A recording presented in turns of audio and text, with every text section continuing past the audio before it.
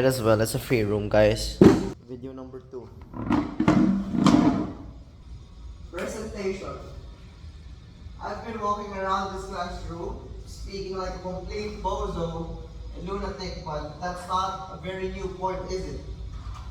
So this is more of a test run in the occasion that I'll be speaking in front of a group of people, particularly a classroom setting, at some point in the future, because if I do see through my claim that I will be a leader of some sort, whatever that would mean, that would entail that I should be able to speak with conviction and respect. And if there's one thing I realized with the video I just finished recording with the academic pressure is that I sacrifice energy in an effort to sound like I am a respectable and authoritative entity. And of course, when you're speaking in front of class like this or presenting something, of course it depends on the context, especially of the content of what you're presenting, then respect, or at least commanding respect, is incredibly important. And having the enough volume and more than that, depth in the manner in which you speak will play a huge role in the impression people will have of you. Is this person who I'm listening to right now, is he somebody I should listen to? And whether or not that is won through connection, through energy, and being chummy and intimate to some extent. It's not really intimate, but let's say casual intimacy, that I would be able to send the message that, hey, I'm a friend and I'm telling you this. Or perhaps I can take up a role of some sort of teacher, that I am here for business and I should be taken seriously. I am not quite fond of raising my voice this much, and more than that, I'm not really fond of intimidating people. It's not a Homer trademark. It's actually the opposite. It's one of the Homer aches because, well, childhood experiences in which I would probably talk about in a future video. I fumbled there because I thought someone was going to enter, but I don't care at this point. Pretend I have a presentation. Do I look like somebody that you could listen to yap all day about a particular topic? Because so far as you have noticed or realized that my videos, they really go all over the place.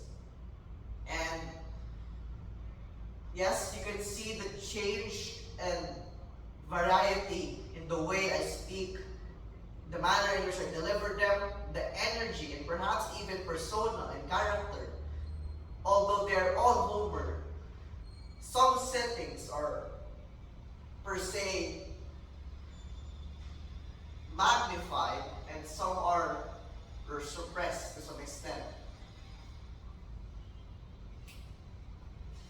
I want to speak, I want to yap well, and I hope that through my yapping, as you future viewers scroll down to a plethora of videos of mine that I may have uploaded at some point in the future and find this, that, like I have emphasized in my 3 reasons as to why I shared this much, show to you that I had to start somewhere. I had to start in places that some people might call, as I have mentioned, laughable. And if you consider this situation, this entire video to be laughable, that proves my point even further. That Homer, the guy who has hopefully reached many places, delivered a variety of talks and presentations, and touched the hearts of many people, at one point started with this: a camera, a makeshift phone stand, an empty classroom, and most especially his directionless yapping. I wish to reach the hearts of many through speaking, and I know that some people out there are willing to support me. That it's not just some wild delusion and dream, because if we know, basing it off history, people who can speak well, they can command armies, they can bring rise to empires, they can convince masses to do something that they wouldn't do. It's just a matter of voice. So, this is where I started. Like a lunatic. I really don't like that word, guys. It's not really, it doesn't really sound appealing to the ear. Let's just say I was stupid at one point.